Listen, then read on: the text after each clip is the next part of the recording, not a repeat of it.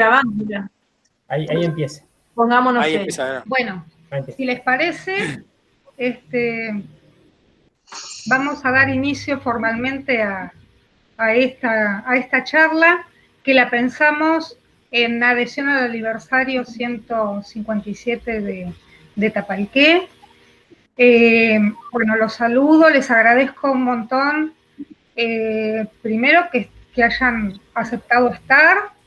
A los que se conectaron y están presentes también les agradezco muchísimo, y les dejo el saludo de nuestro intendente Gustavo Coponi, que por cuestiones de agenda no ha podido acompañarnos, pero él, esta cuestión de lo ambiental, la cuestión ecológica, la cuestión de el cuidado de este recurso tan importante que tenemos, que es nuestro arroyo, que lo que se ve es el arroyo, pero es una gran cuenca compartida por varios partidos, siempre nos está ocupando y por eso tratamos de trabajar en conjunto. Así que bueno, los voy a presentar a los disertantes. El taller se llama Ecología de Arroyos Pampeanos, la cuenca del Tapalqué, y los disertantes son integrantes del Instituto Multidisciplinario sobre Ecosistemas y Desarrollo Sustentable de UNICEN y SIC, y docentes de la Universidad Nacional del Centro, la provincia de Buenos Aires, trabajan en proyectos de investigación y extensión relacionados a diferentes aspectos de lagunas y arroyos de la región de influencia de la universidad. Pablo Sanzano, hola Pablo, que es médico veterinario, docente de la Facultad de Ciencias Veterinarias de Tandil. Fabián Grossman, biólogo y magíster en gestión ambiental, docente de la Facultad de Agronomía y Ciencias Veterinarias de UNICEN de Azul y Tandil, respectivamente. Andrea Bertora. Buenas tardes. No sé si lo dije bien. Sí. Es profesora de Ciencias Biológicas, becaria, doctoral del CONICET, de la Facultad de Ciencias Veterinarias y docente de la Facultad de Agronomía en Azul y Tandil, respectivamente. Y Viviana Cola Zurdo es profesora de Física y Química, especialista en enseñanza de las ciencias naturales y profesora asociada de la Facultad de Ingeniería de Olavarría. Un gran currículum, así que bueno, muchísimas gracias por estar. Y después, si van surgiendo preguntas, las van escribiendo en el chat y las vamos a ir después respondiendo. Bueno, muchísimas gracias. Atención. Perfecto. Vamos a empezar a compartir. Pablo comienza, ¿no? El burro adelante para que no se espante, decía mi abuela. Así que comienzo yo. ¿Sí?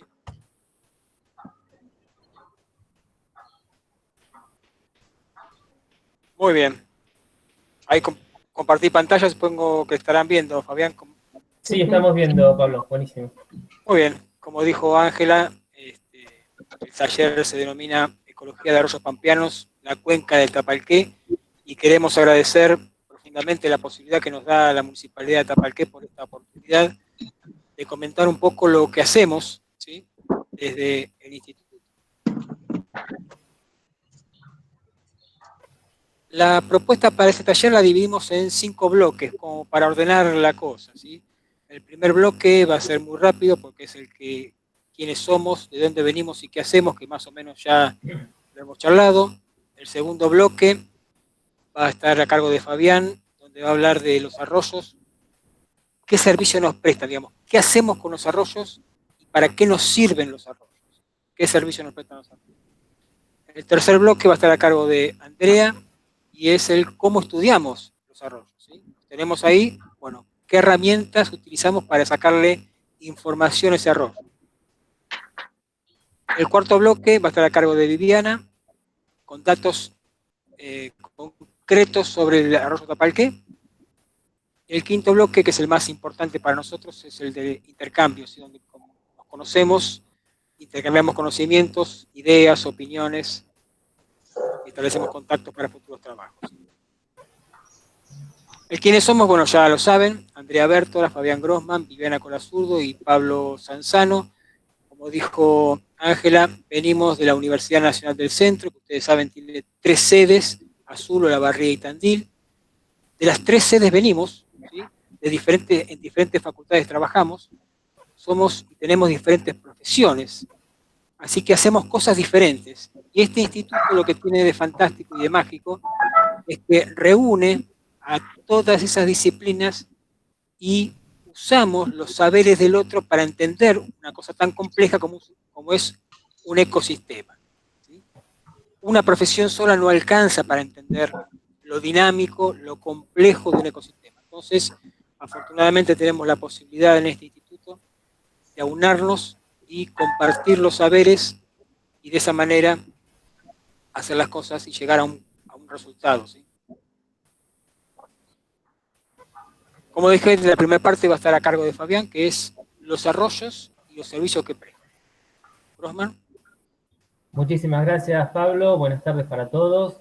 Una aclaración en lo que es la palabra taller. En realidad vamos a poner el término taller a la parte de interacción en la quinta etapa, en el quinto eje que mencionó recién Pablo, pero caso contrario y en presencialidad, en condiciones de normalidad, por así llamarlo, lo que hacemos, seguramente esta charla hubiera sido a la orilla del arroyo, charlando, tomando muestreos, tomando algún tipo de dato físico-químico in situ, haciendo algún tipo de reconocimiento de plantas, de aves, alguna pesca experimental, algún análisis de tracto digestivo, que bueno, queda pendiente para una próxima oportunidad. Ojalá que el año que viene lo podamos concretar de esa manera.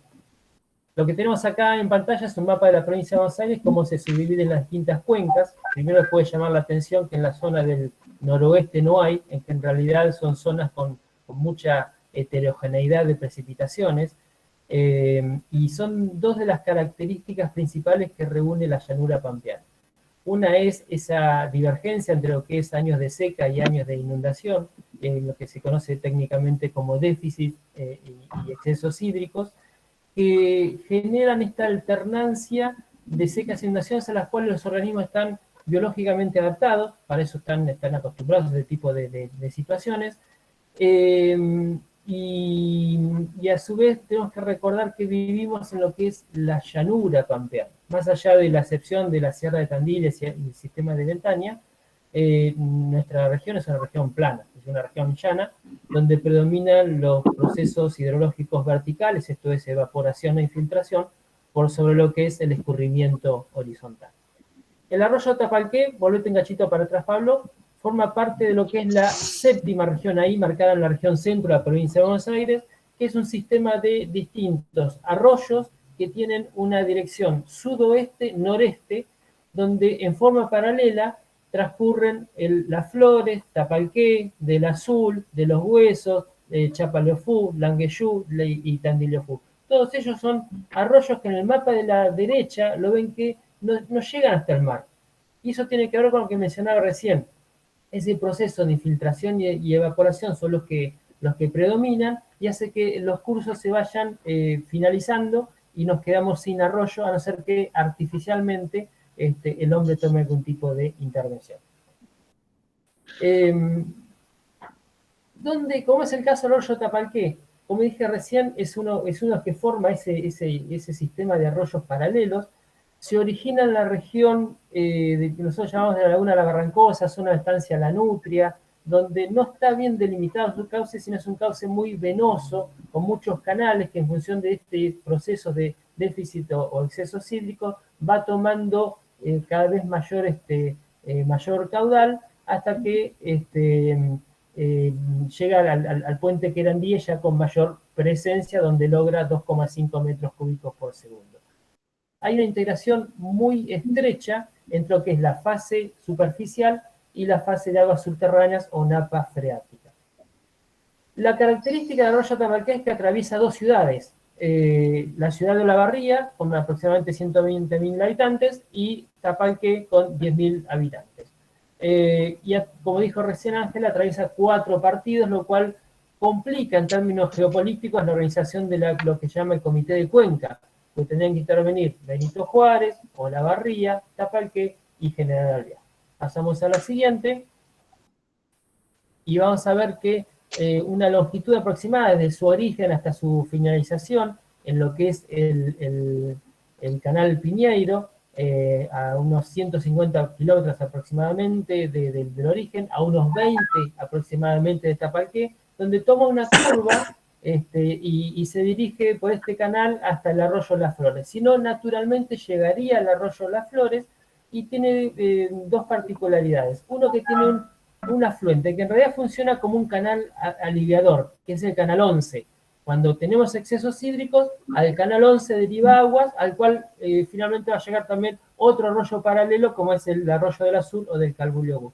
Y a su vez tiene distintos arroyos efluentes, como son los que estoy mencionando ahí, San Jacinto, Hinojo, Nievas, todos sobre el margen derecho.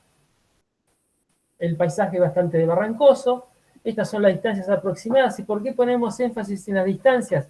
Pues son claves en los tipos de procesos metabólicos que ocurren en el arroyo. Así como en una laguna, un lago, un charco, un ambiente léntico ocurre en el tiempo, en el caso de los arroyos con el agua que corre, esto ocurre en el espacio y provoca justamente esta modificación de la calidad de agua a medida que avanzamos. Estas son las distancias aproximadas que en total, desde origen hasta que llega al canal Piñeiro, estamos aproximadamente en los 150 kilómetros.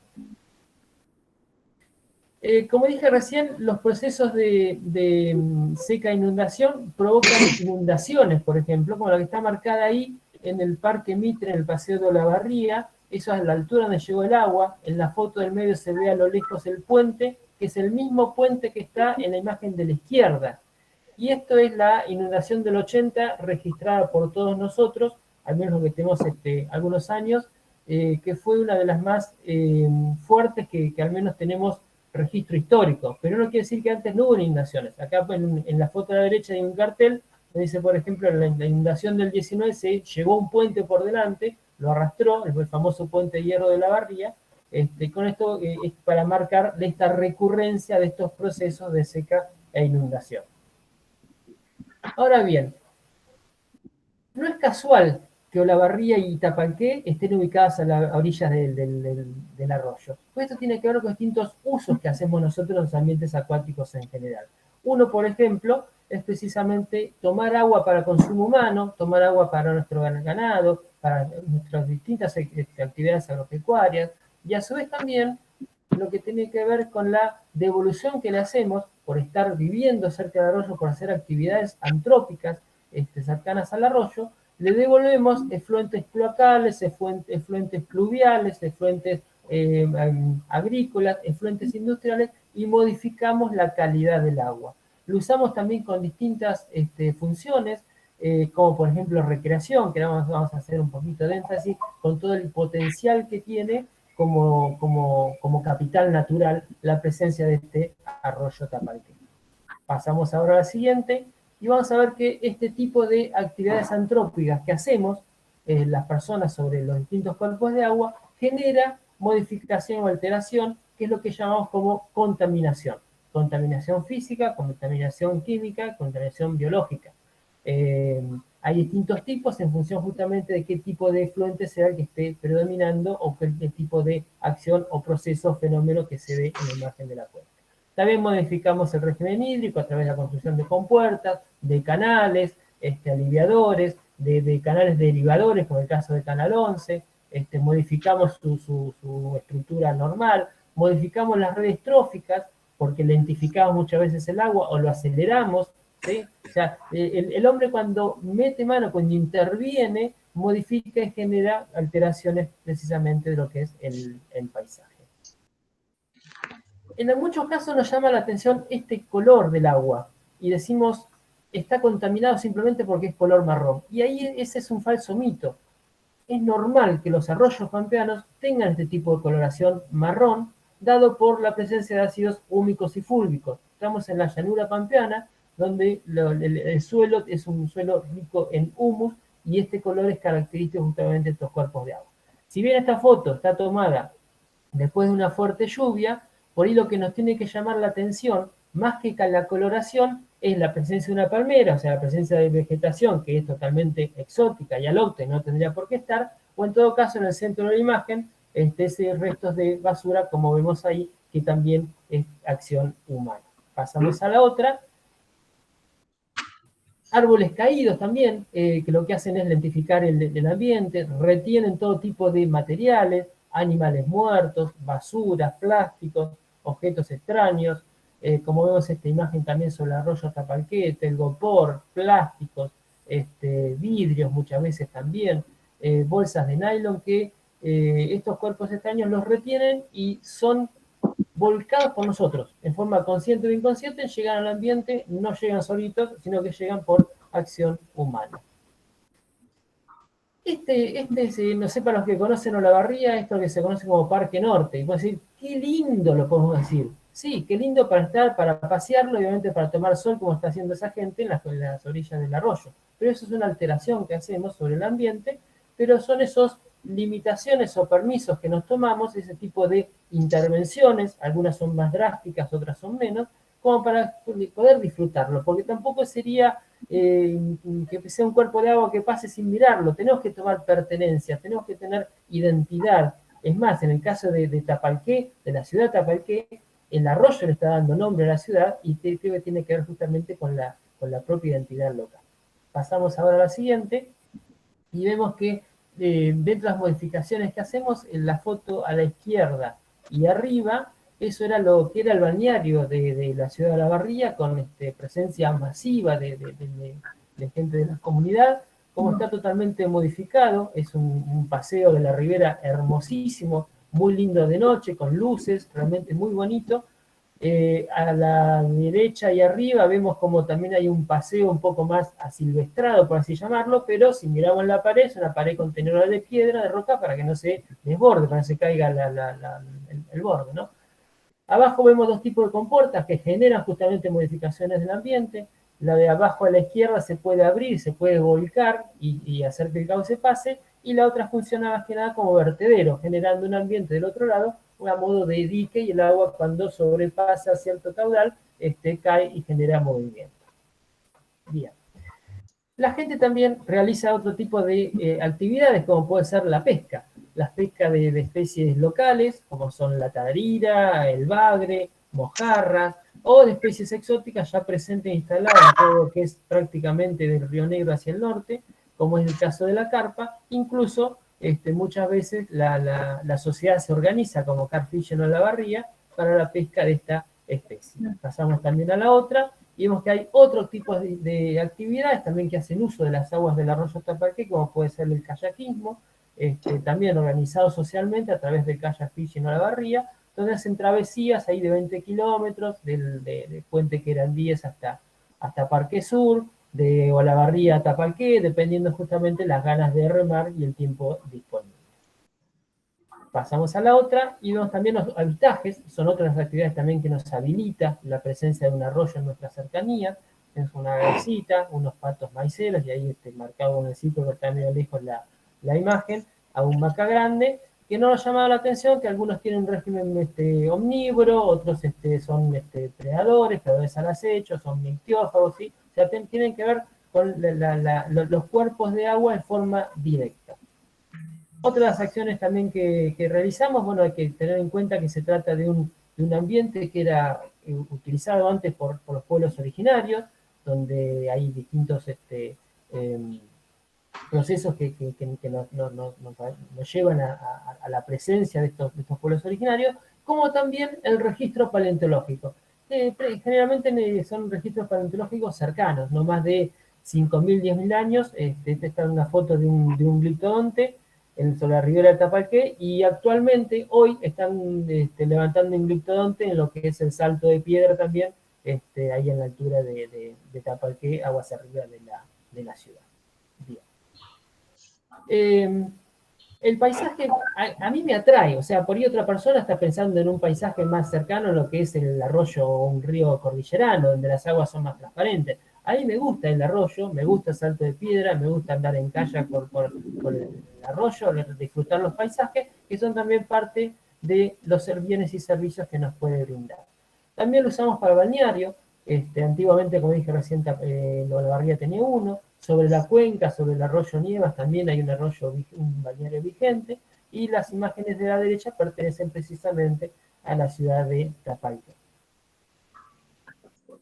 En definitiva, son bienes y servicios que nos prestan los cuerpos de agua en general, en este caso el arroyo Tapalqué en particular, y la necesidad de estudiarlos para conocerlos y elaborar planes de manejo sustentable y poder hacer un uso responsable de este recurso y capital natural que disponemos. Gracias. Bueno, ahora les voy a pasar a comentar un poco acerca de cómo estudiamos los arroyos pampeanos. En realidad existen distintas formas, metodologías, depende del objetivo que uno persiga con ella. Yo en realidad en este taller voy a hacer alusión a lo que como grupo de trabajo normalmente hacemos en un arroyo para evaluar su condición ambiental, su condición ecológica. Para ello lo que hacemos es evaluar tanto lo que es la calidad del agua, la estructura del hábitat, la condición de la vegetación de las riberas y puntualmente, bueno, las comunidades de peces. Ahora voy a pasar a explicar un poco cada uno para que se vaya como entendiendo la idea. Cuando hablamos de calidad de agua, en realidad siempre es un término relativo al uso que se le quiera dar a esa agua. Digamos, teóricamente son el conjunto de características físicas, químicas y biológicas que debe tener un agua para un determinado fin. En el sentido de que no van a ser las mismas características y los requerimientos que tenga un agua, por ejemplo, que se utilice para un balneario de forma recreativa, a si la comparamos, por ejemplo, con un agua que vaya a ser consumida por nosotros. Nosotros en los arroyos, bueno, medimos diferentes variables, como nombramos ahí algunas en color negro. Básicamente hay 4 que son las básicas, las que por rutina, por defecto se miden, que tienen que ver con la temperatura del agua, con el pH del agua, es decir, el grado de alcalinidad o acidez que tenga el agua, el oxígeno disuelto, que es sumamente importante, imagínense, para organismos que necesitan de este gas para poder vivir, los organismos que comúnmente se denominan aeróbicos, y bueno, y la conductividad eléctrica también es otra variable de importancia que habla un poco de la concentración de iones y la capacidad de conducir la electricidad que tiene el agua. Eso sería como lo básico. Pero después, bueno, hacemos mediciones, por ejemplo, de transparencia del agua, que habla de la penetración de la luz en el arroyo, y esto es sumamente importante, por ejemplo, imagínense para algas, para plantas acuáticas que necesitan de la luz para fotosintetizar y es parte, digamos, de su metabolismo. También, bueno, cuantificamos lo que son nutrientes que en cualquier cuerpo de agua, en un río, en un arroyo, en un lago, una laguna, los principales nutrientes son el nitrógeno y el fósforo. Y bueno, al cuantificarlo nos va a dar una idea de la productividad que tiene ese sistema. Y bueno, y alguna que otra variable bacteriológica. Ahora bien, ¿cómo medimos estos parámetros? Bueno, tenemos 2 formas básicas. Por un lado, es lo que llamamos in situ, en el lugar. Lo que hacemos, una vez que llegamos al arroyo, llevamos instrumental de campo, que se llaman sondas, que lo que tenemos que hacer es sumergirlos en el agua y esperar unos segundos, unos pocos minutos, hasta que se estabilice el valor y finalmente en la pantalla, en el display del instrumento, aparece el valor de esa variable que estamos midiendo. Y la ventaja que tiene esta forma de medirlo en el lugar es que podemos obtener el dato inmediatamente. O sea, una vez que aparece en la pantalla, lo que hacemos es registrarlo, anotarlo en una planilla y listo, digamos. Nosotros llegamos a la facultad y ya tenemos ese dato. Pero bueno, pero no todas las variables de calidad de agua se pueden medir así. Ya sea porque el instrumental de campo sea muy costoso y no lo tengamos, porque no exista instrumental a campo para medir tal variable, y necesitemos sí o sí del instrumental del equipo específico que encontramos en un laboratorio y que no se puede trasladar al campo. Entonces, para eso, la siguiente, lo que hacemos es tomar una muestra de agua en el arroyo de determinada forma, determinado volumen, en un recipiente con ciertas características, y trasladamos esa muestra y la procesamos finalmente en el laboratorio. En ese traslado, esas muestras se tienen que conservar, principalmente en frío, y la idea es que lleguen lo más rápido posible para procesar. Y en el laboratorio lo que se lleva a cabo es, son protocolos estandarizados, están estandarizados a nivel mundial, existe un consenso en esto, y la idea es que en el laboratorio está el equipo necesario para hacerlo, las sustancias que hay que agregarle a esa muestra para determinar esa variable, para medirla, y el personal capacitado que puede hacer eso, que podemos ser nosotros o puede ser un tercero. Y bueno, y después se lleva a cabo como si fuese una receta, un paso a paso, partiendo de la muestra, se le van agregando, se le van esperando ciertos tiempos, y bueno, hasta que finalmente tenemos el dato de esa variable. Por ejemplo, podemos saber la concentración de fósforo total o de nitrato que tenía esa muestra que colectamos, por ejemplo, en el arroyo Tapalqué.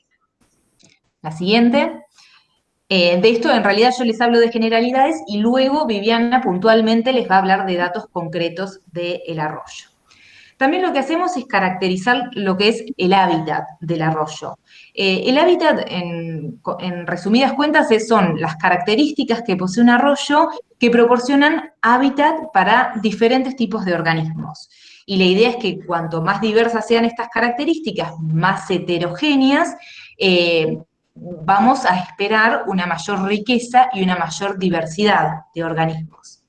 Y para eso, bueno, medimos cuestiones morfológicas del arroyo, que van desde el ancho, es decir, de orilla a orilla, como se puede ver en la foto, hacemos ciertas mediciones de profundidad del agua, determinamos el caudal, la velocidad de corriente, después diferenciamos ciertos hábitats que se van generando, que nosotros los llamamos pozones, correderas, rápidos, que serían algo así como microhábitats que se forman en el arroyo en función de distintas profundidades y velocidades del agua. También, bueno, tenemos en cuenta si hay presencia de troncos, de ramas, porque un tronco lo que hace es enlentecer el cauce y eso puede ser propicio para, por ejemplo, especies de peces que suelen habitar en aguas un poco con velocidad más reducida. También tenemos en cuenta el sombreado del arroyo, esto que quizás uno por ahí no le importaría o no lo consideraría como una variable interesante, en realidad plantean distintos escenarios. Fíjense en las fotos que sacamos, estas dos fotos del margen derecho inferior, son fotos que se sacaron en el centro del cauce del arroyo y mirando hacia arriba. Son fotos cenitales, que se les llaman. Y muestran, digamos, dos escenarios contrastantes, uno casi totalmente sombreado y uno casi totalmente despejado. Y esto influye, por ejemplo, en una cuestión básica como es la temperatura del agua, porque tramos que están muy sombreados tienden a descender un poco la temperatura del agua, también afectan, por ejemplo, en la cantidad de luz que llega al arroyo, y eso, bueno, va a influir en organismos como las algas y como las plantas acuáticas. También, bueno, detectamos la presencia de plantas acuáticas, las distintas especies, ahí, bueno, les agregamos algunas especies comúnmente encontradas en la región, como es el junco, la lenteja de agua, repollito de agua, lirio, totoras, son todas plantas que asocian su ciclo de vida a un cuerpo de agua. Y también, bueno, caracterizamos el fondo, ¿no? De cómo está conformado el fondo, los distintos tamaños de sustrato que encontramos. Mayor proporción de arena, mayor proporción de canto rodado, entre otras cuestiones. La siguiente. También, bueno, tenemos en cuenta lo que son las riberas. La ribera es la vegetación que acompaña a ambos lados el arroyo.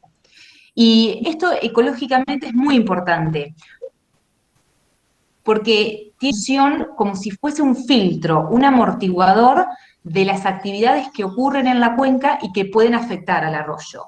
Si tenemos una buena vegetación de ribera, un buen desarrollo, esta vegetación lo que hace es retener todo aquel sólido nutriente, contaminante de cualquier tipo que, digamos, venga desde la cuenca y que, digamos, esté buscando zonas más bajas como son los arroyos. Entonces, de esta forma se va a impedir la entrada de todas estas sustancias, o al menos se va a ver disminuida la cantidad de sustancias que ingresan en el caso de que contemos con una buena cobertura de ribera.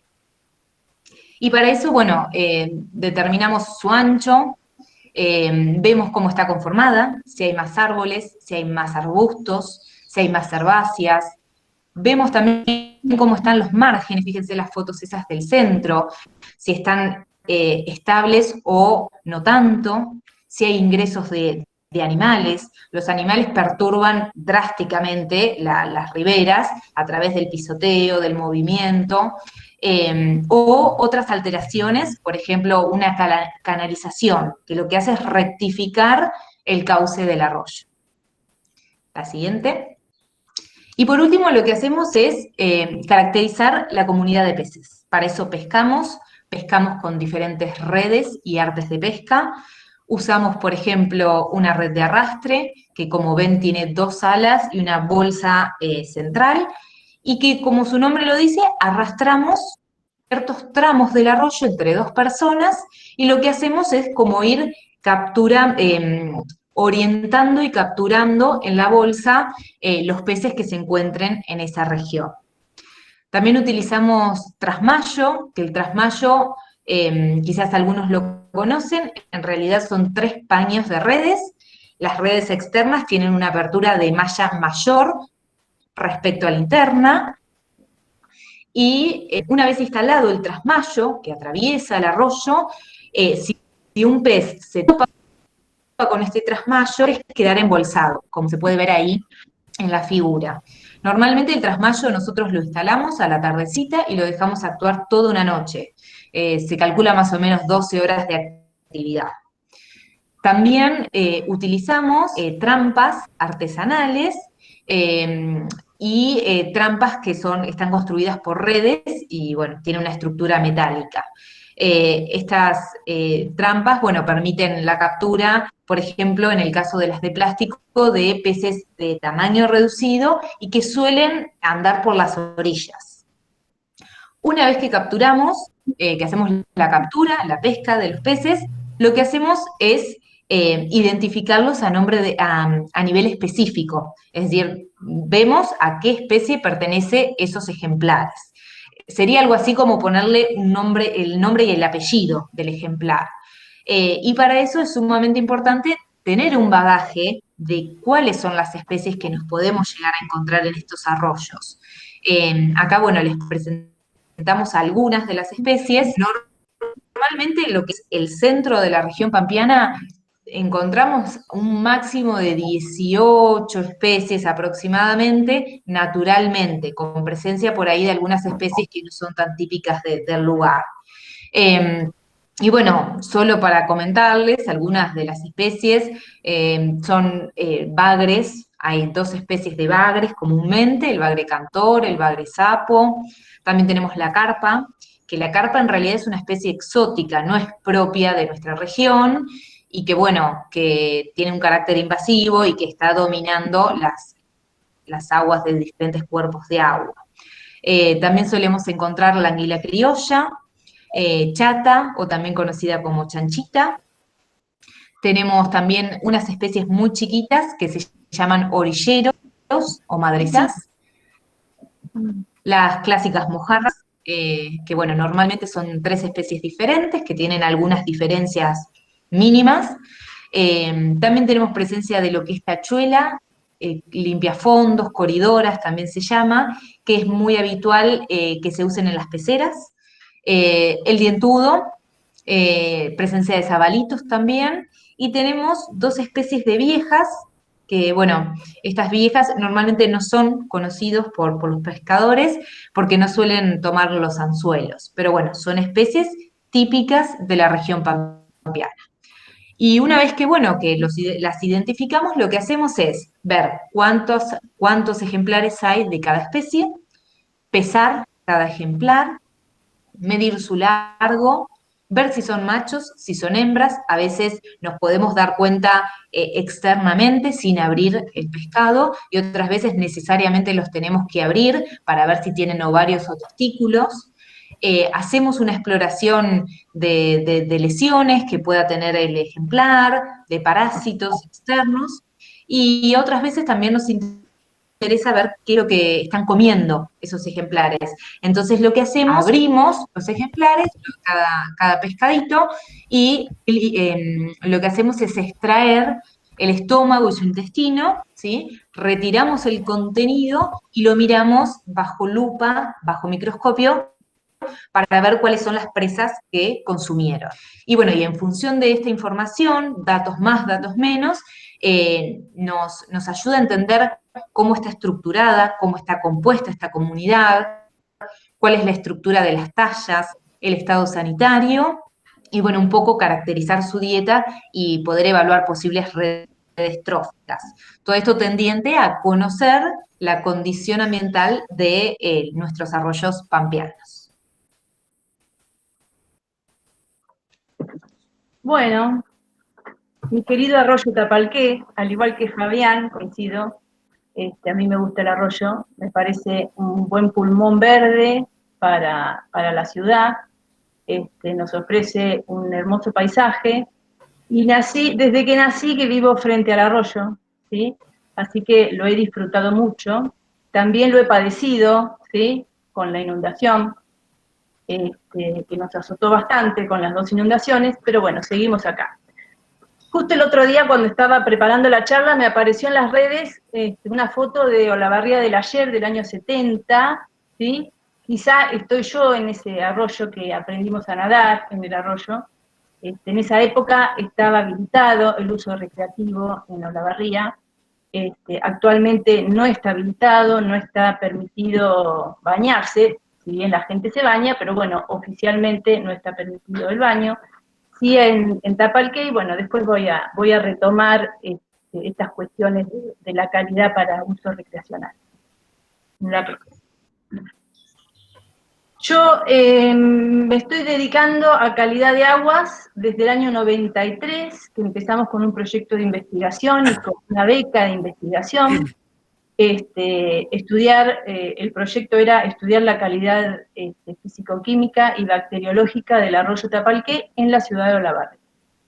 Así que desde ese año siempre han surgido proyectos de investigación, trabajos de beca de alumnos relacionados con calidad de aguas, firmas de convenio con la municipalidad, con la cooperativa eléctrica que tiene el servicio del agua en la ciudad, o sea que desde ese año que estamos juntando datos físico-químicos y datos bacteriológicos en la ciudad de Olavarría.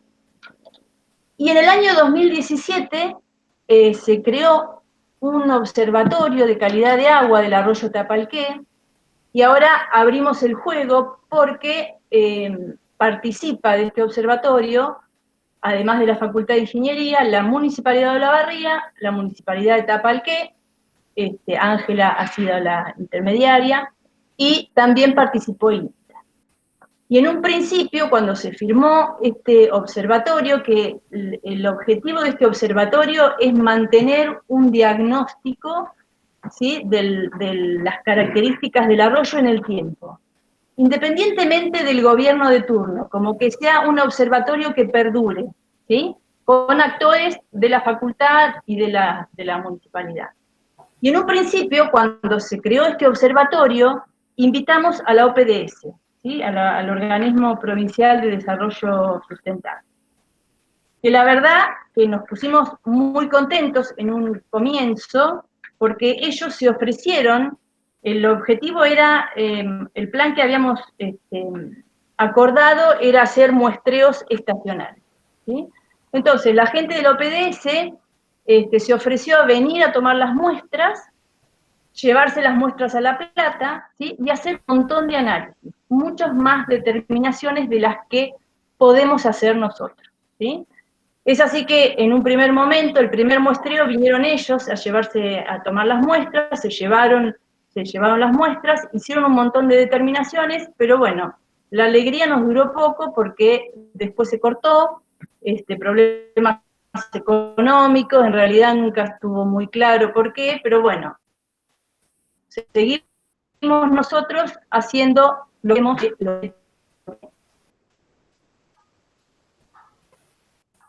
Se me cortó. Ahí está, está Vivi. No, está bien. Bueno, Sí, sí. la próxima, Pablo. Bien. Siempre que se empieza con el estudio de un cuerpo de agua hay que fijar los puntos de muestreo, ¿sí? Tanto en Olavarría como en Tapalqué fijamos 5 puntos de muestreo. La lógica es siempre determinar qué pasa antes de entrar en la ciudad, ¿sí? En su paso por la ciudad y después que abandona la ciudad, ¿sí? Después que abandona la ciudad, tanto en Olavarría como en Tapalqué, la planta depuradora de líquidos cloacales vuelca sus efluentes en el arroyo. Así que es importante estudiar la calidad del recurso después de este vuelco, ¿sí? Y ver cómo se recupera este recurso. Bien, la próxima parte.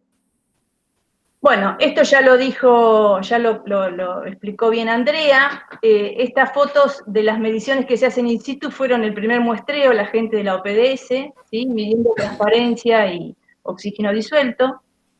La foto de la derecha es el laboratorio de la Facultad de Ingeniería donde hago los análisis, ¿sí? Hay otro lugar donde están los equipos para otras determinaciones, sala de balanza, muflas, estufas, todo eso utilizamos para llevar a cabo los análisis.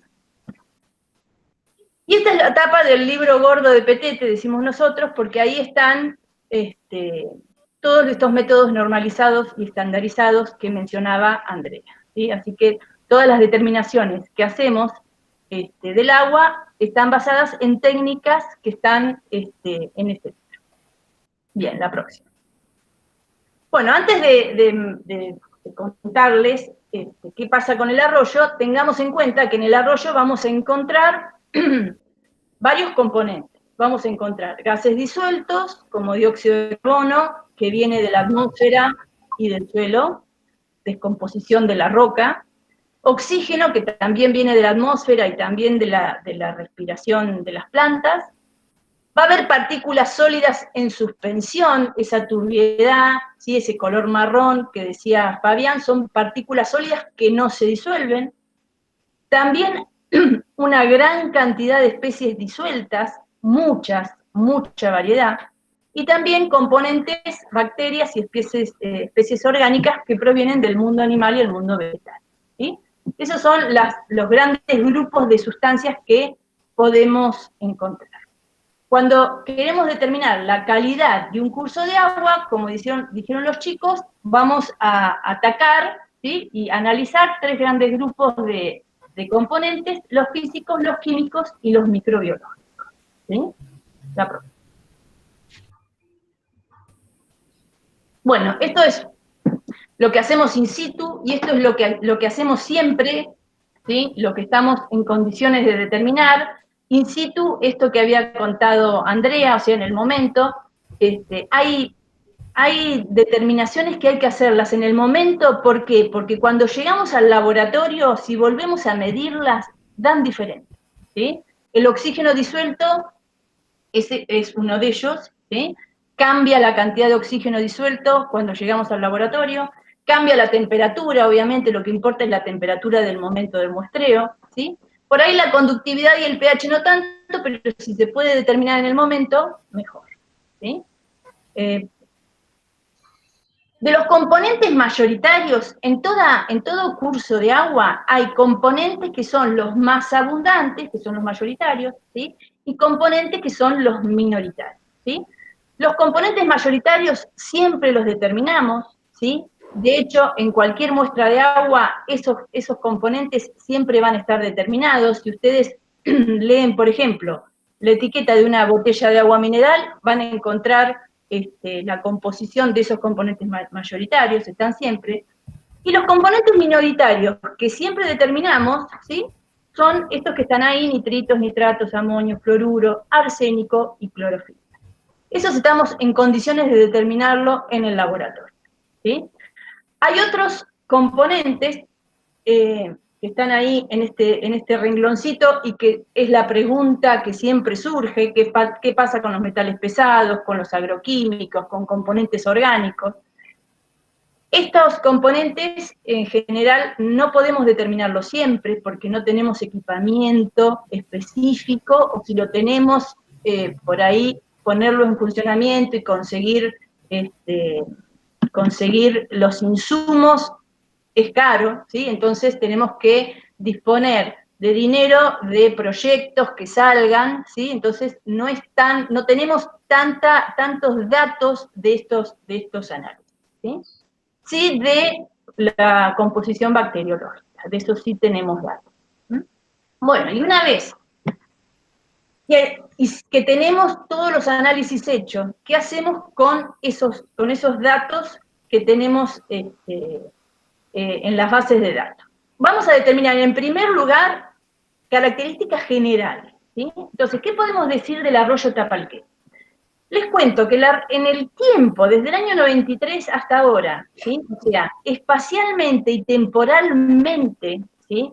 La composición mayoritaria del arroyo Tapalqué no ha cambiado, ¿sí? Hay una pequeña fluctuación, pero se puede decir que se mantiene, ¿sí? Los componentes mayoritarios en cantidad y calidad se mantienen. Entonces, podemos decir que el agua es oligoalina. Esto tiene que ver con la cantidad de sales disueltas, ¿sí? Quiere decir que tiene pocas sales disueltas. Fíjense que ahí hay una clasificación de los tipos de agua de acuerdo a la cantidad de sales. Va desde oligoalina o no salinas, como es el agua del arroyo Tapalqué, hasta las salmueras, lo que pasa con el agua de mar. El agua de mar se caracteriza porque tiene un montón de sales, ¿sí? Entonces, de acuerdo a la cantidad de sales, eso que dice ahí son los sólidos totales disueltos. ¿Qué cantidad de sales disueltas tiene? En miligramos por litro, ¿sí? Eso es igual. ¿Qué más podemos decir? Si nosotros comparamos las cantidades de esos componentes mayoritarios, ¿sí? Decimos que el agua del arroyo Tapalqué es bicarbonatada sódica. ¿Qué quiere decir eso?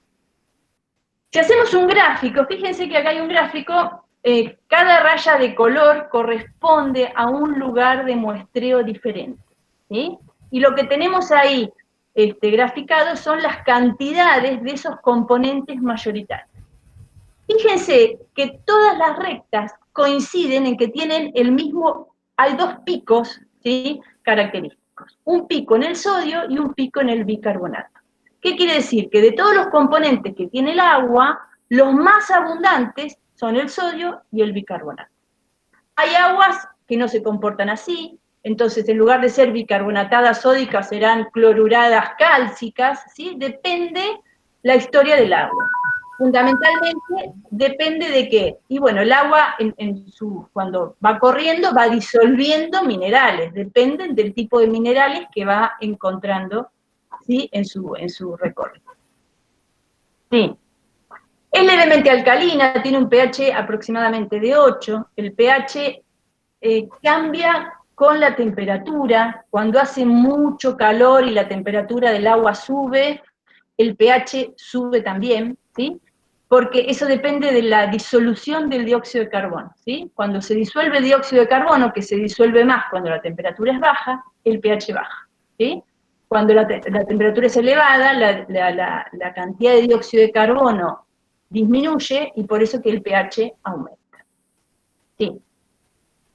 Es un agua dura, ¿sí? La dureza del agua, ustedes en Tapalqué deben tener el mismo problema nuestro, ¿sí? Son aguas duras porque la dureza del agua depende de la cantidad de calcio y magnesio que hay disuelta, ¿sí?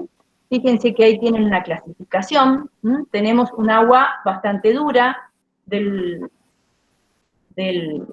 arroyo. ¿Cuándo es importante, en qué cosas incide la dureza del agua? Si se va a usar esta agua para uso industrial, ¿sí? El tema es que produce el sarro, el bendito sarro. Entonces, industrialmente se producen incrustaciones, ¿sí? las cañerías se llenan de sarro, ¿sí? Hay un mayor uso energético porque, bueno, necesitamos más energía para calentar esos circuitos que están con sarro, ¿sí? Ese sería el mayor inconveniente de un agua dura, ¿sí? Y el agua del arroyo se la clasifica como mesotrófica o eutrófica. Esto tiene que ver, el grado de eutroficación de un agua tiene que ver con, por ahí es más visible en las lagunas verdes, ¿sí? Con mucha alga flotando, esas lagunas que se caracterizan por su alto grado de eutroficación, que se produce porque cuando a un cuerpo de agua llegan nutrientes, ¿sí? Nitrógeno, fósforo, esos nutrientes hacen que el fitoplancton aumenta la cantidad de algas, ¿sí? Al aumentar la cantidad de algas, ¿qué sucede? No pasa la luz, ¿sí? Y al no pasar la luz, las plantas que están sumergidas no pueden fotosintetizar. Entonces, hay menor producción de oxígeno, mueren los peces, mueren las plantas, ¿sí? Entonces, empieza a haber una descomposición anaeróbica del recurso, ¿sí? Y empiezan a formarse barros, se desprenden gases, hay olores, ¿sí? ¿Qué pasa a lo largo del arroyo? ¿Dónde es más factible encontrar un poco mayor grado de eutroficación? Cerca de las descargas de las plantas depuradoras, ¿sí? Porque ahí hay más nutrientes, más fósforos, más detergentes, ¿sí? Que contribuyen a la eutroficación del lugar. Sí, la próxima. Bueno, esto, mostrame el grafiquito. Esto no los quiero asustar con este gráfico, este estudio de isótopos del agua del arroyo se hizo hace poquito gracias a que tenemos una investigadora del CONICET cuyo director en Mar del Plata trabaja con isótopos, ¿sí? Y lo que estudian es la composición de hidrógeno 2 y oxígeno 18 que tiene el agua. Esos son dos isótopos, uno del hidrógeno y otro del oxígeno. Si se acuerdan algo de química, el hidrógeno más común es el hidrógeno 1, Pablo, no te acordás nada. Y el oxígeno, naturaleza es el oxígeno 16. Pero de todos los átomos de hidrógeno que hay en la naturaleza y de todos los átomos de oxígeno, algunos son de hidrógeno 2 y unos poquitos también son de hidrógeno 18. Entonces, si se cuantifica esa cantidad de isótopos que hay en el agua, podemos establecer y comparar aguas. Entonces, esto permitió asegurar, ¿qué cosa? Que el agua del arroyo Tapalqué proviene del agua subterránea, ¿sí? El agua subterránea alimenta, se dice que los hidrogeólogos dicen, el arroyo tiene un comportamiento ganador, ¿sí?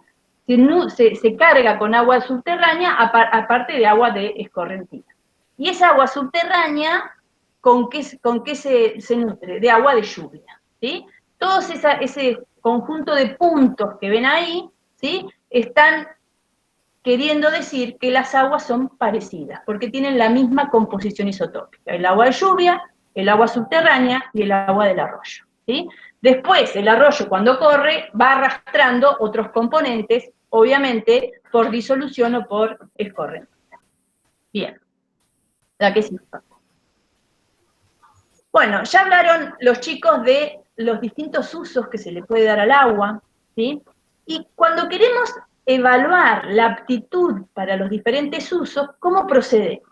Por ejemplo, si queremos ver la próxima, Pablo, si el agua sirve para bebida animal, ¿sí? ¿Qué tenemos acá? Nos tenemos que fijar principalmente en la cantidad de sólidos disueltos, ¿sí? La cantidad de sólidos disueltos total. Ahí hay un cuadrito donde tienen para los distintos animales, ¿sí? ¿Qué efectos produce, ¿sí? Aguas con distinta cantidad de sales disueltas, ¿sí? Ese circulito rojo está diciendo que el agua del arroyo Tapalqué, ¿sí? Caería en ese rango, ¿sí? ¿Por qué? Porque tiene una cantidad de sólidos disueltos que es muy baja, habíamos dicho que era oligoalina, ¿sí? En el cuadrito de abajo está mostrando, ustedes saben que el ganado bovino de tambo son los animales que más agua consumen, ¿sí?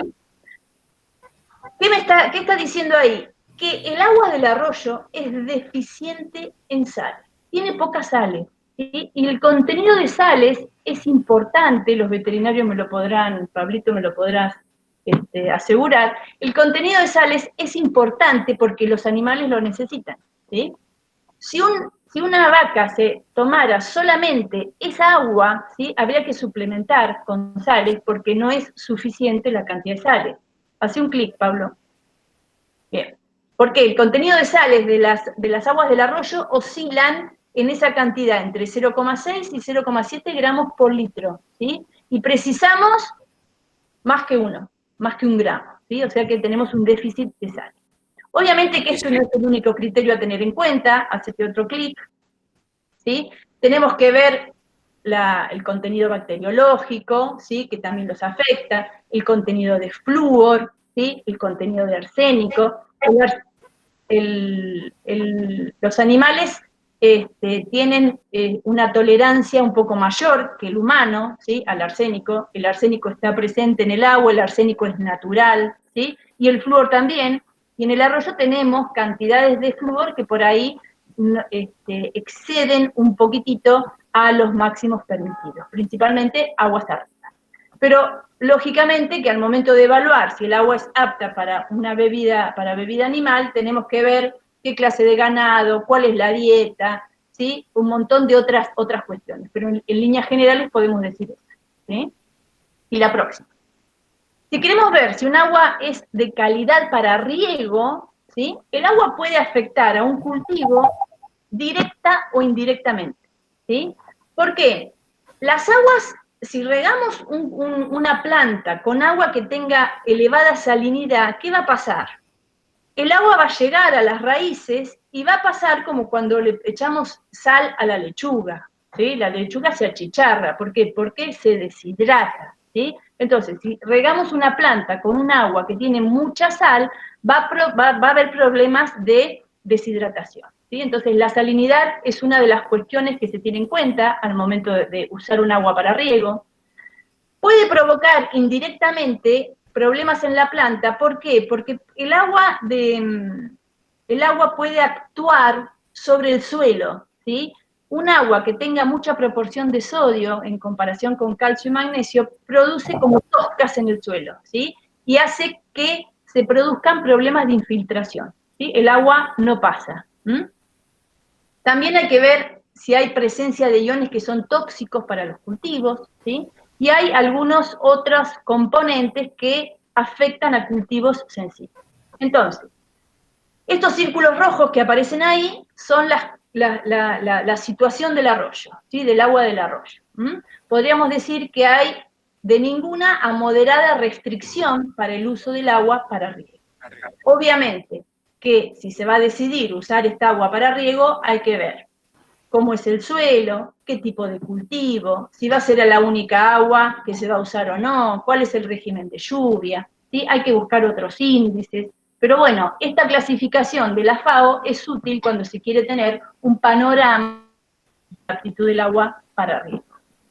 ¿Sí? La próxima. Estoy quedando sin. Tapalqué toma agua del arroyo. La ciudad de Tapalqué, ¿sí? Además de usar agua subterránea como provisión de agua potable, toma agua del arroyo, ¿sí? Esto es, el Código Alimentario Argentino determina los niveles, los límites para cada uno de los componentes. Dijimos que cuando estudiamos la aptitud de un agua tenemos que ver, no se alcanzan a ver, pero bueno, hay que ver la composición química, la composición física y la composición biológica. Cada renglón acá es un componente que hay que analizar en el agua, ¿sí? Entonces, para que el agua sea apta para consumo humano, tiene que cumplir con este código alimentario. ¿Qué hacen en Tapalqué? Toman agua del arroyo, pero la potabilizan, le sacan los sólidos más grandes, floculan y coagulan todos los sólidos que están en suspensión, ¿sí? Le agregan floculantes como cuando se le agrega un decantador a la pileta de natación, ¿sí? Que se van al fondo, ¿estamos? Entonces, por decantación sacan todos estos sólidos que se van al fondo, Si queda alguno dando vuelta, lo filtran con filtros de arena, la cloran y después la mandan a un tanque donde se mezcla con agua subterránea. Y de ahí pasa a la red de abastecimiento. ¿Sí? Bien. Y el ente responsable del servicio de agua tiene que asegurar la calidad del agua y mandar a controlar estos parámetros. Bien. En el Observatorio de Agua, que formamos junto con la Municipalidad de Tapalqué, hemos hacete un clic, Pablo, elaborado límites a tener en cuenta para el uso de agua con fines recreacionales con contacto directo. ¿Sí? Como no hay límites muy claros en Argentina, ¿sí? Basándonos en límites internacionales, la EPA, Canadá, Europa, elaboramos estos límites permitidos. ¿Sí? ¿Qué pasa con el arroyo? Hacete un clic. En la zona de Olavarría tenemos más problemas con los componentes bacteriológicos, ¿sí? Porque hemos encontrado, ¿sí?, periódicamente altos contenidos de coliformes fecales. Lo que determinamos ahora es, se cuantifican coliformes fecales y de Escherichia coli determinamos presencia, ausencia. Estos análisis los hacen en el laboratorio de bromatología, no los hacemos en la facultad. Bien, entonces, la última, Pablo. ¿Qué estamos haciendo ahora? ¿Sí? A principio de este año se aprobó una beca de la facultad donde propusimos, junto con una bióloga que trabaja en la facultad, especialista en microbiología, evaluar la calidad microbiológica del agua del arroyo, ¿sí?, analizando el contenido de otras bacterias, principalmente cuantificar coliformes termotolerantes y enterococos fecales, ¿sí?, para ver si esto nos da un indicio de cuál es el origen de la contaminación con materia fecal, si es origen humano o si es origen animal, como para tener otra mayor precisión al respecto, ¿sí? Porque en Olavarría, digamos, no está permitido bañarse desde hace unos cuantos años, principalmente por la presencia de bacterias.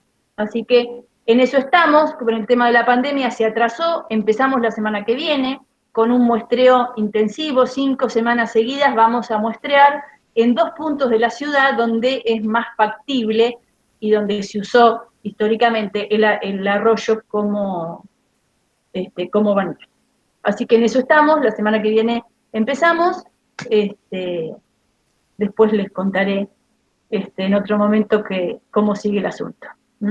Bueno, bien, muchas gracias. Bueno, muchísimas gracias. Ahora viene el quinto bloque. Hola. Está mi marido acá, que está escuchando de atrás, dice, y en Tapalqué no se pueden bañar, no lo dije. Gracias por la pregunta. Porque el tema es que los análisis bacteriológicos en Tapalqué también, ¿sí? No tienen mayormente problemas, ¿sí? Evidentemente el arroyo en su recorrido se depura, tiene un proceso de autodepuración importante, ¿sí? Por eso que queda bien. Bien. ¿Las muestras de Olavarría son aguas arriba de Estudiantes o aguas abajo?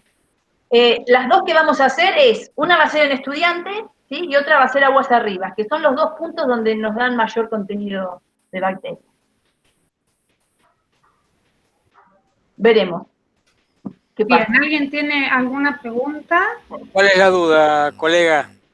¿La duda? No, es que realmente soy un enamorado del arroyo. Y Otro más. Otro más.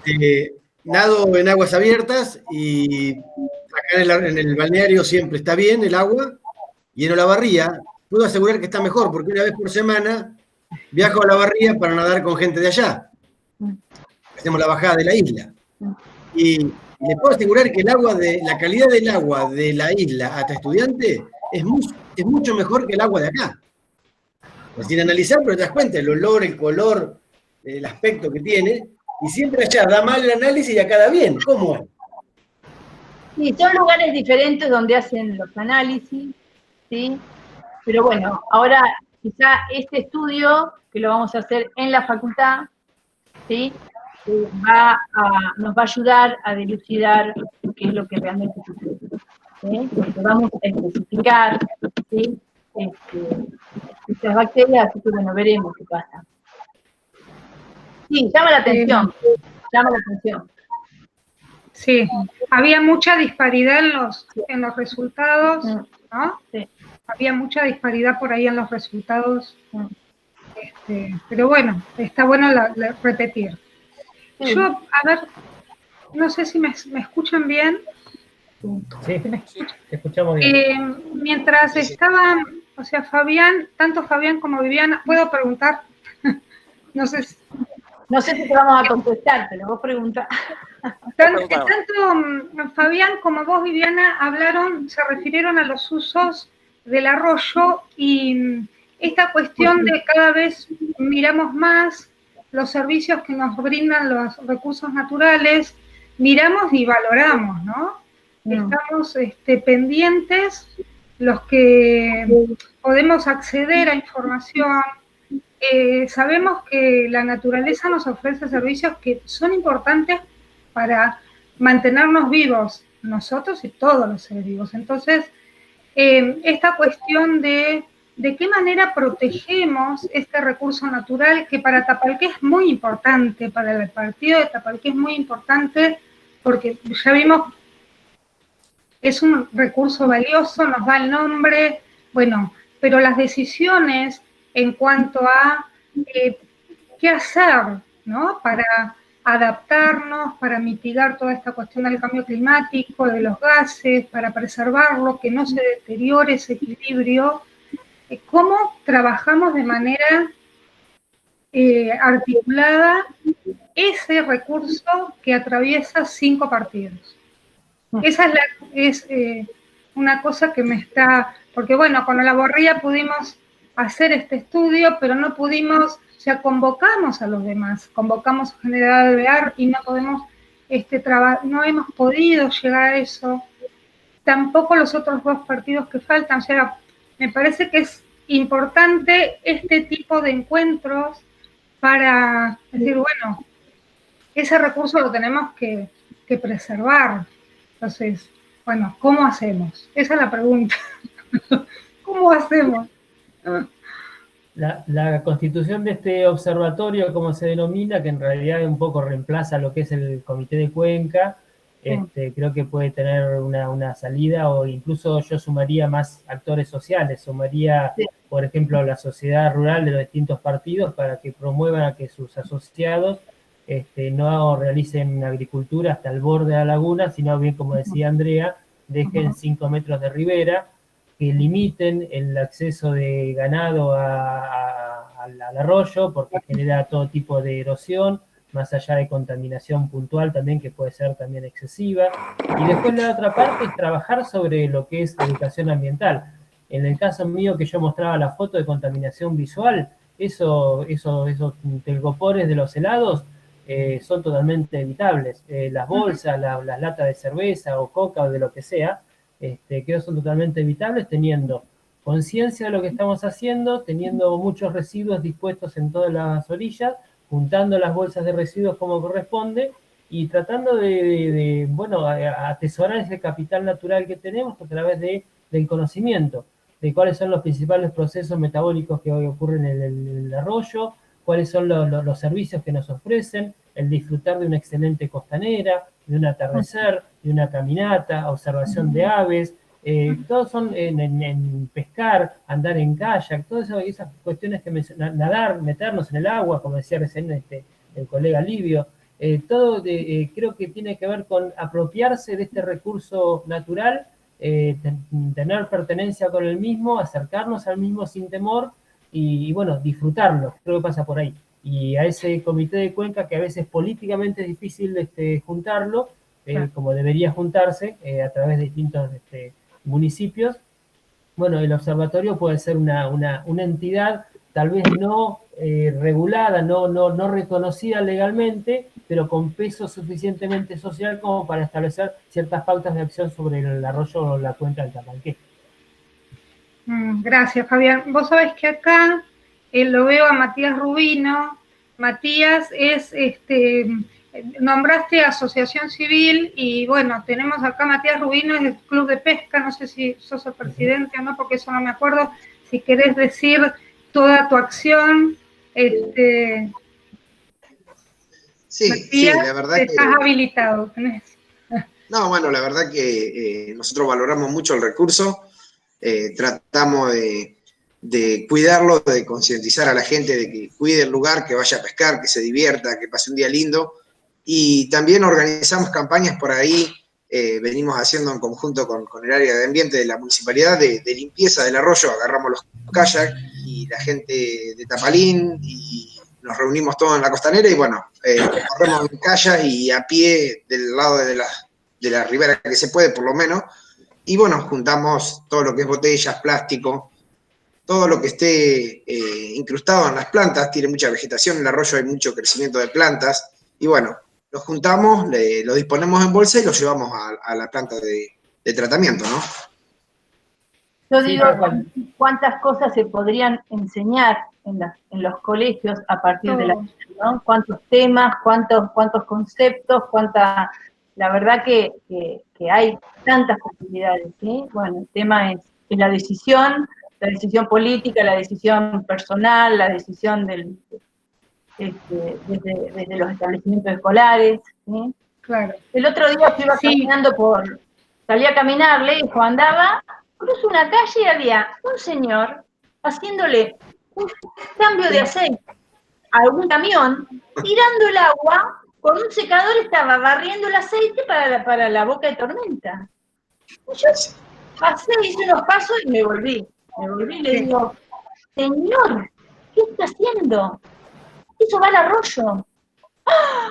Me dice, se hizo pago, obviamente, ¿no? Pero bueno, tenemos esas cosas. Sí. Sí, bueno. Otra de las cosas también a tener en cuenta es que, bueno, yo trabajo en APSA, que es la empresa que provee de agua a la ciudad. Y bueno, un gran porcentaje del agua que se consume en el pueblo es tomada del arroyo. En el caso de Tapalqué, un porcentaje es una mezcla de agua subterránea y superficial.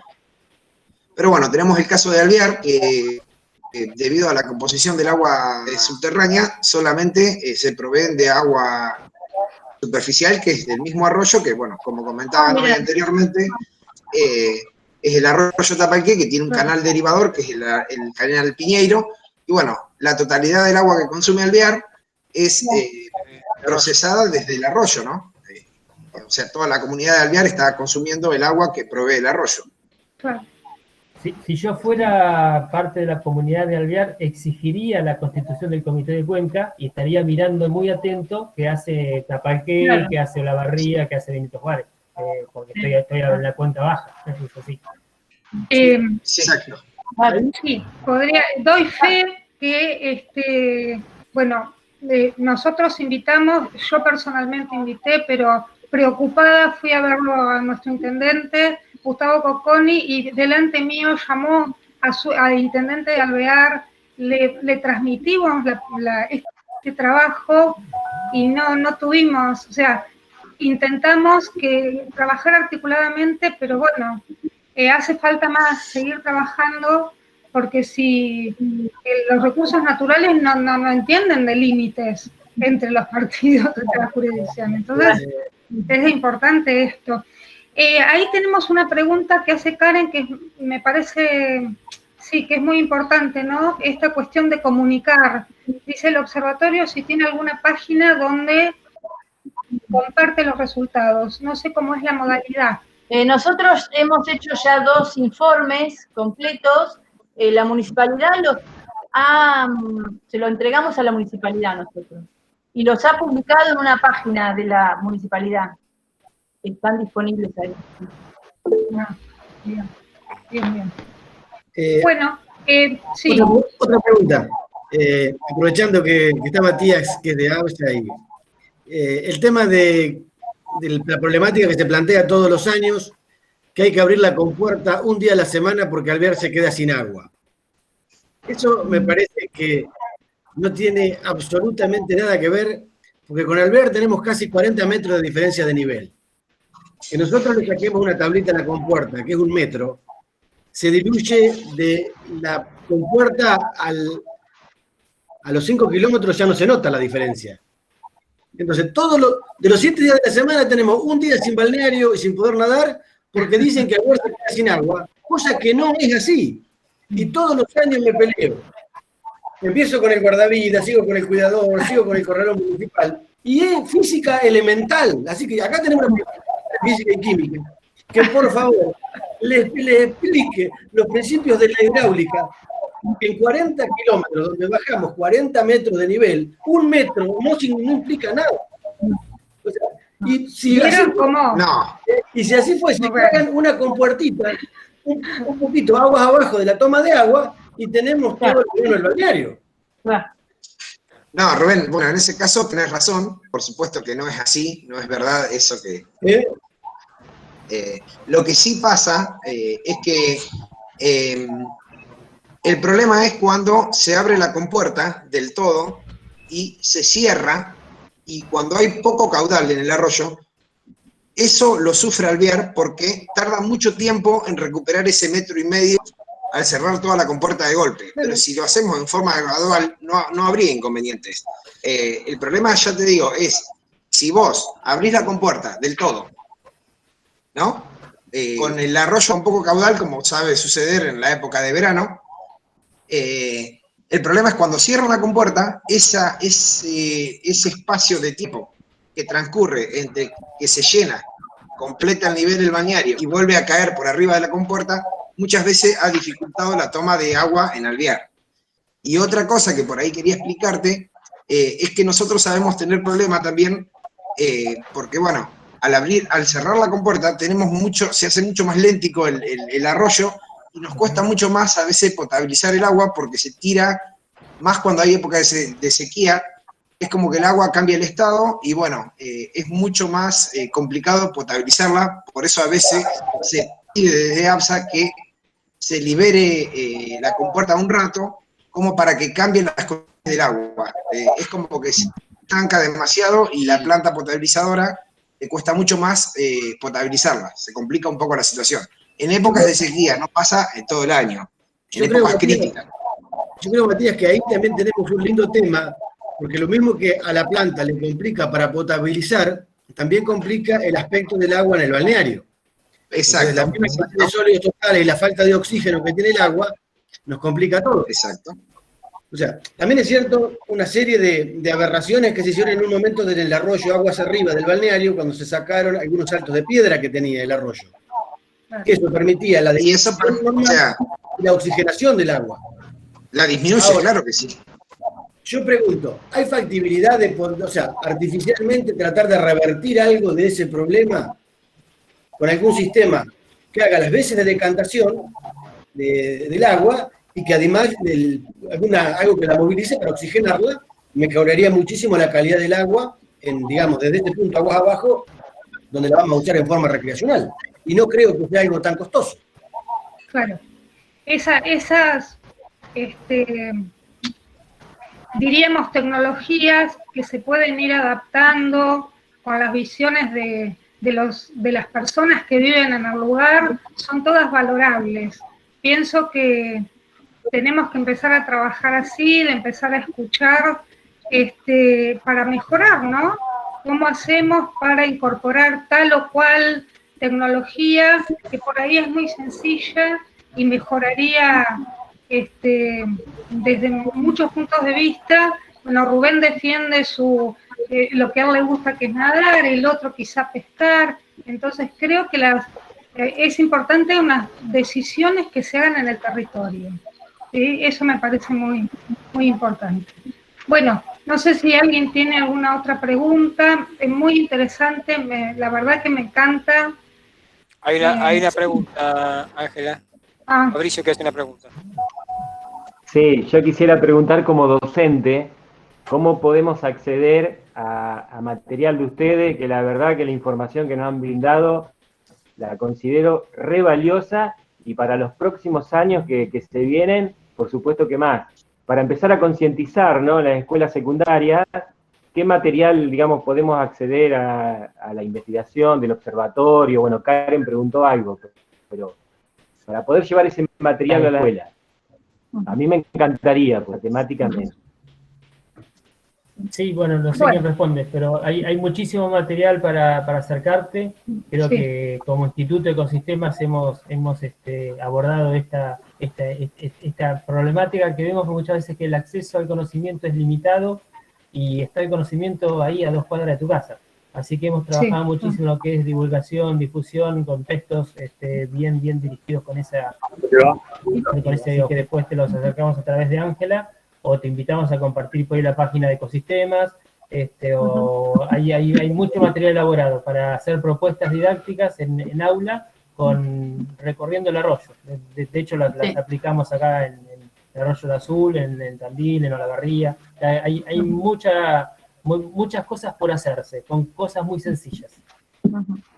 Sí, nosotros desde el área ambiental estamos trabajando en la parte educativa en residuos, pero bueno, tratamos de ampliar un poco la temática, así que nos comprometemos a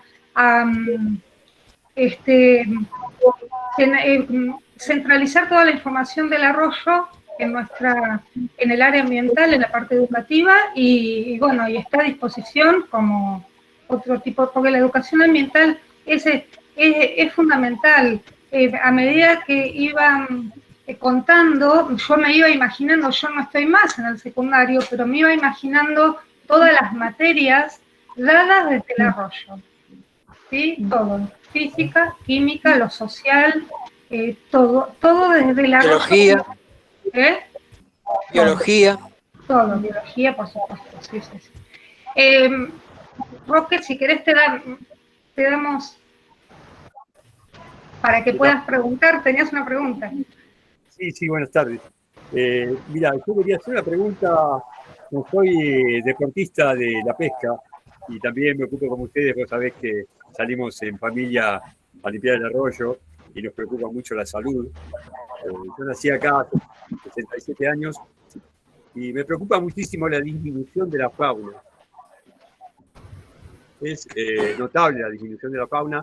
No sé si es debido a la inserción de las carpas y otras especies nuevas que han desaparecido, las tarariras, los bagres, los dentudos. Y tuve la fortuna de estar en Alemania hace unos años de visita y vi cómo se preocupan de poblar los cursos de agua de la fauna autóctona. Entonces, favoreciendo un comentario para favorecer un poco a la salud del arroyo y también a la actividad deportiva del arroyo, que sería la pesca. ¿Qué influencia podría tener reinsertar fauna en estos lugares de reservorios vitícolas, analizados por supuesto por técnicos, para poder poblar de nuevo estas aguas con la fauna que era la tradicional, ¿no? La autóctona? Bueno, respondo yo si quieren, pero de metido nomás. Sí, pues, los 4 podemos responder. En realidad, la reintroducción de especies hay que ver primero la capacidad de carga del lugar, hay que ver si sin querer o con las mejores intenciones de favorecer la cantidad de tarariras o de bagres que cuando uno era chico iba a pescar al arroyo Tabarqué, ahora están más limitados. Capaz que estamos introduciendo otra especie u otra variedad u otra población y estamos haciendo bacanas. A veces el mejor precepto para conservar es cuanto menos mano metamos en la naturaleza, mejor. Las carpas son organismos exóticos, invasores, como bien lo dijo Andrea, como recién lo dijimos, vinieron para quedarse. Es imposible atentar contra las carpas. Realizar siembras de bagres o tarariras o dientudos no justifica en absoluto. Tal vez estemos alimentando garzas y estemos alimentando otras especies en sí. La carpa tampoco es culpable. De hecho, ahí mostré en la filmina mía, está el carp fishing, Olavarría, y hay muchos adeptos a las carpas. Si ustedes tenemos más o menos la misma edad o una edad parecida, cuando nosotros íbamos a pescar, no había carpas, no existía. Empezó a propagarse recién acá en la región pampeana en la década del 80, y a partir de ahí hizo una explosión demográfica, colonizando casi todas las cuencas del Río Negro para acá, de todas las cuencas del país. Pero de vuelta, la carpa no cruzó el océano nadando, sino que la trajimos nosotros con fines ornamentales, con fines estéticos, por lo que sea, y ahora la carpa está presente y modificando el funcionamiento de los sistemas. ¿De qué forma lo modifica? De forma directa, a través del consumo de huevos. Si encuentra un desove de bagre lo va a hacer, si encuentra un desove de mojarra lo va a hacer, modificando, incrementando la presencia de sedimento en el agua, porque tiene ese hábito de ir removiendo sedimento, incrementa la turbidez, y al incrementar la turbidez ingresa menor luz al ambiente, las plantas no pueden hacer fotosíntesis y se modifica de una forma u otra. Aparte son animales que logran gran porte, por eso son tan buscados por la pesca deportiva. La otra vez pescaron de 8 kilos, 10 kilos, y ya no nos sorprende esa noticia. Pero en definitiva no nos queda otra que en el tema puntual de la pesca, creo que no nos queda otra que no sembrar carpas, ¿sí? Pero tampoco sembrar ni pejerrey, obviamente en un arroyo no tiene alimento, no sembrar bagre, no sembrar tararira, y dejar que cuanto menor intervención hagamos en el ambiente es mejor. Esa al menos es mi postura, ¿sí?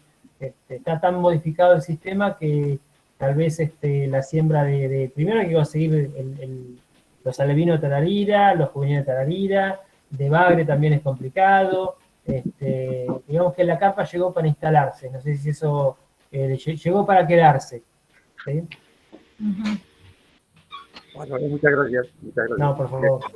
Yo tengo una pregunta, pensando en instalar, en vez de, pensaba si era posible y si era beneficioso de alguna manera en ciertas zonas en el arroyo, ver totoras o juncos o lo que sea en ciertas zonas. ¿Hay alguna experiencia para restaurar, para filtrar, para, no sé? Sí, todo depende Totoras. de lo que quieran. O sea, las totoras son parte ahí de la flora local, junto con el junco, junto con vegetación sumergida, como mostró Andrea, vegetación flotante. Todo tiene que ver con el objetivo. Si queremos tratar de retomar las condiciones originarias, por ahí lo que hay que hacer es no intervenir y dejarlo no generar disturbios, y solito la totora va a crecer y va a colonizar el lugar si las condiciones están dadas. Claro. ¿Queremos volver al estado original? Sí, lo que pasa es que también va a actuar como, si bien actúa como filtro biológico, también va a retener todos los plásticos, todas las botellas, esa capacidad de ir a limpiarlos, porque también tiene un doble efecto. Creo que hay que ponerlo en la balanza y ver a partir de ahí qué decisión tomar, pero principalmente con un objetivo claro. Bueno, ¿para qué? Ya, es un poco la clave. Bien. Bien. Bueno, ¿alguien tiene alguna otra consulta? Si no, la verdad es que muy agradecida a todos los que están presentes, aprendimos un montón y bueno, espero que podamos seguir trabajando juntos, porque desde lo educativo y desde las organizaciones sociales, desde el Estado municipal, los centros de investigación, hay mucho por hacer para cuidar ese recurso tan valioso para la comunidad. Bueno, los saludo, muchas gracias. Gracias por la invitación, un gusto haber compartido este momento. Adiós. Gracias, hasta luego. Gracias por estar. Gracias por todo.